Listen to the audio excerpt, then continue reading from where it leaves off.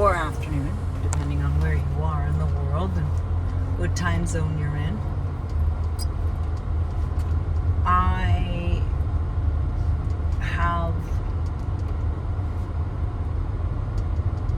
just had a talk with someone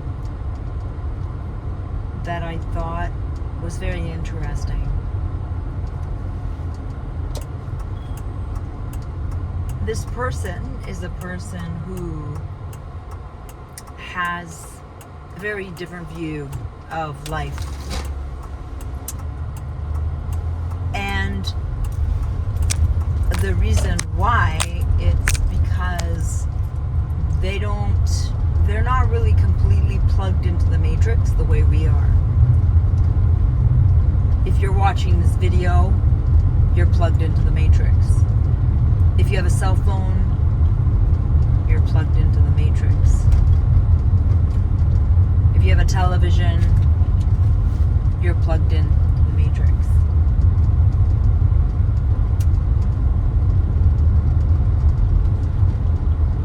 This individual has a very different view of being positive or avoiding the uncomfortable or negative, as it were. And that got me thinking about how often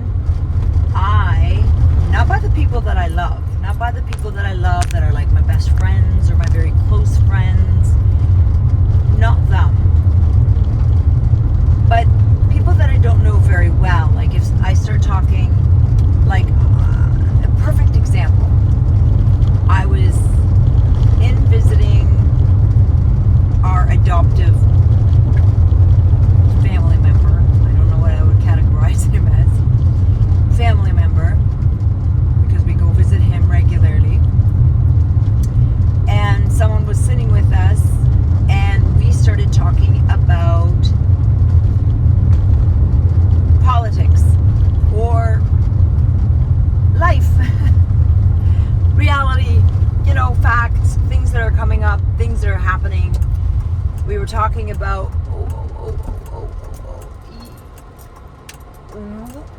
there's that hole. It's the landmark. Ooh, Jesus. Yeah, come on.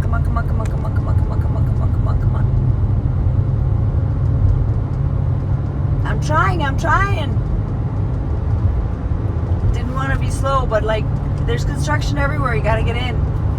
Anyway, and we were just talking about, like I said, just politics, everything, everyday things that are happening. We started talking about, because this is before the strike on Iran happened, but everything was leading up to it. There was all this rhetoric about it, and we just started talking, and the person that was with us said, oh, let's not talk about that. Let's talk about positive things. Okay. The amount of times that I have heard that in my life, it's unnerving. So the opposite, when the opposite happens, when, let's say, I try to be as positive as I can be within reason, based on the information I think I know. Because the truth is I don't know if any of the information that I know is actual, factual, and reasonably true. But based on what I've been able to see, cross-reference, I've been able to confirm that a lot of the things that I believe to be true are true. Like, for example, in Operation C, I knew no one that was deleted during that time. No one, absolutely no one. And I don't know anyone that knew anyone officially that had been deleted as a result of Operation C. But based on my own skin, based on my own experience in my own life, what I can actually observe, not, oh, the world is round because I saw a picture experience, but people that I know, who I know, people people that know those people have either perished, have gotten somehow disabled, they can't find the cause of it. The change in people since Operation C's mandates came out. So, if you're grasping what I'm saying is I try to not discredit any information that comes my way, but I try to see if I can actually observe the information, and what my observance or the observation of the whole operation is the actual medicine was much more devastating to us as a human race, pardon me, or as humanity, than the actual sickness itself. So if I were to basically sort of look at my life, what happened with the friend of Herbie's is that she was very much the let's not look at the negative side of things. The whole propaganda and brainwashing of it all, it gets to me because, like I said, I just ran into a gentleman who is not, let's be positive, let's not look at the negative. He's just like, this is how it is, and there really isn't much more to say. This is how it is. You either accept it or you don't, but if you accept it, you can prepare as much as you can. If you accept it, you can decide how you're going to respond. And if you accept it, you are much better off than the people that don't know anything about it because they refuse to look at it. And that is my point exactly. For me, there's two types of people in this world. There's the type of people that cannot handle the truth simply because it will take away from their life. They will not be able to function because they do not do well with bad news. They will get stressed, they will get sick, and they will just it'll be self-inflicting harm. And I would say that they got us to this point. We weren't like this 100 years ago. 100 years ago, most people can take facts as facts, and most people could deal with whatever came at them for the most part. Sure, sometimes there was a devastating event that someone got broken over and it never healed them. They never got back to their normal sort of center. That happens. That's life. Like if someone gets brutally deleted in front of you, it's very difficult to get sort of up from that if you're not a psychopath, that is. Because if you're a psychopath, that might actually turn you on and you want more of that. But in a normal human state where it's just a normal sheeple that doesn't have any power, that's a normal person that just wants to live out their life, doesn't want, any more power than anybody else, just, that is hard to get up at any point. But I'm talking about right now, society, there's two types of people, and they made one type of people. There's a type of people that are wanting, looking, trying to find, information to find out how did we get here, who got us here, where are we going, and why. And then there is people that are like, don't tell me, I don't want to look at the negative. I know that some parts are like negative, but I don't want to look at them. I don't want to know because I'll just be stressed and I won't be able to, deal with it, and then it'll just be not good. There are more people in that camp where they cannot handle, do not want, they literally want to be ignorant. Ignorance is bliss. Ignorance is where they want to keep themselves at, because the alternative is that they would have to actually contemplate on what they want to do moving forward if they knew the information that they should know. It's almost as if, do you want to find out that you're sick and there are options? Or do you want to find out that everything is okay, you're just not feeling well until you die?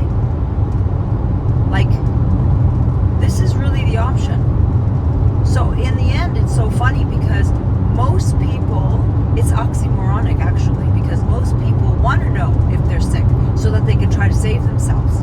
But most people also simultaneously don't want to know who the people above us, not, I don't mean God, but I mean the people that run this world, how they are actually actively, meticulously, and silently deleting us increment by increment until we perish, until we get a cancer, until we get a heart or heart attack or stroke.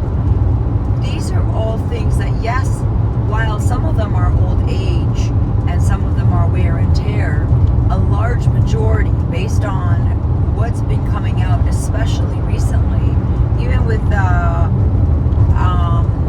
Kennedy coming out with, right now, everybody is learning that seed oils are deadly. And actually, all pills are basically, primarily, the foundation of all medication is petroleum. Petroleum. How do you think that helps our body? It doesn't. It helps somebody's pocketbook. And so it's so shocking when all of a sudden you have somebody behave like, oh, I don't want to look at, I know, and they like dive into facts, dive into the reality as it is, and it doesn't call you a fearmonger, it doesn't call you negative. The amount of times I have been called negative, it's funny. I guess you do get used to it because it doesn't faze me anymore. It's like if somebody were to call me racist, I would have to laugh. I would have to laugh because it's like I grew up in Canada where my next door neighbor was Indian and she was one of my very closest people, and the other one was Hungarian, and my mom lived beside a German. And I mean, the amount of people of varying cultures and nationalities that I'm used to being around, and I don't look at them as cultures, I look at them as human beings. And if you're an asshole, it doesn't matter what color you are, it doesn't matter what culture you hide behind, you're just an asshole. You're not a brown asshole or a white asshole or a black asshole or whatever other color there are. You're just an asshole, first and foremost. And it doesn't matter what culture you try to hide behind. So, you know, this is going to be the death of the West. Because in the Middle East, and I would say even in large parts of Africa, there's no such thing as, oh, I don't want to hear that because it's negative. What? Even in like India, like what? It's negative? Shut up. Who cares? Listen, if you don't believe or agree, that's fine. But don't switch me off because it seems negative. I digress. So, I just wanted to say it was a breath of fresh air to actually speak to someone that didn't like get agitated with anything I was saying, and oh, you know, I don't, or the more polite ways, oh yeah, you know what, I don't know anything about that, I don't get myself involved in that. But if I ask them if they watch soccer, hockey, baseball, football, basketball, guaranteed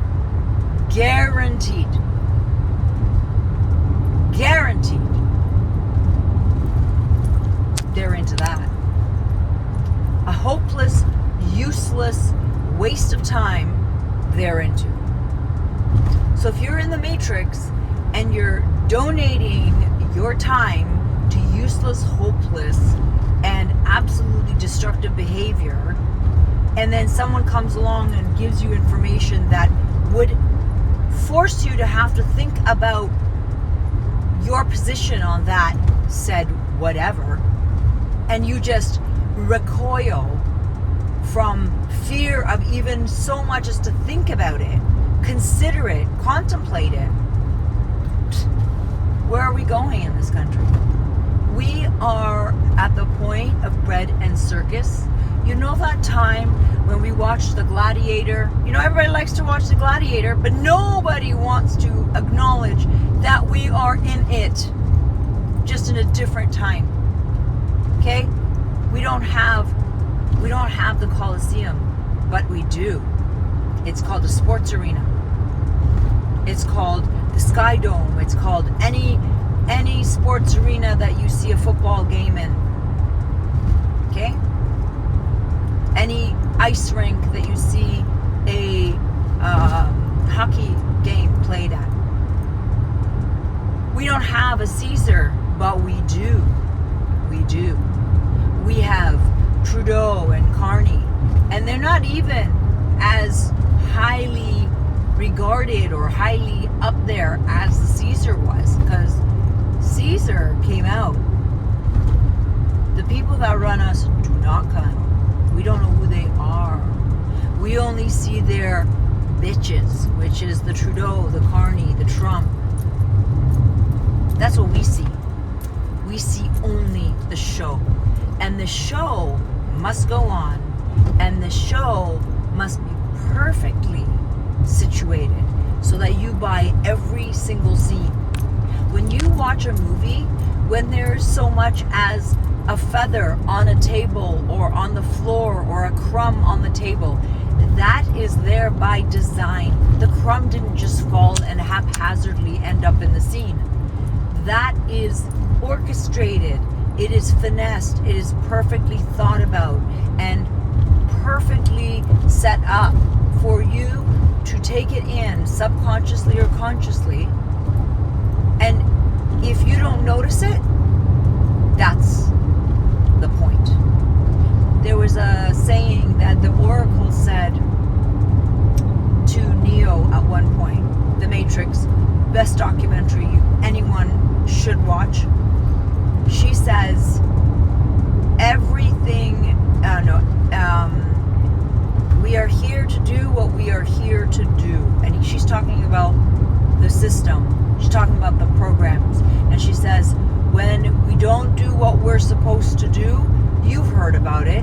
And Neo says, no, I haven't heard about it. And she says, of course you have. If you heard about a ghost, or if you've heard about a haunting, or if you've heard about, and then she gives examples. When things don't go according to plan, that's when we start taking notice. And that's true in life.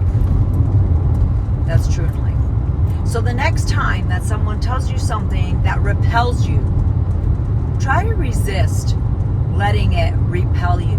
See if you can strengthen yourself by allowing that information to come in, digesting it, and seeing what your opinion about it is outside of outright rejection. Because outright rejection means you haven't digested it, means you haven't thought it through, means you have not accepted someone else's information just so that you can digest it and you can retort with what you think logically you don't agree with because of whatever reason. And you have a right to disagree. You have a right to not agree with anyone you don't want to agree with.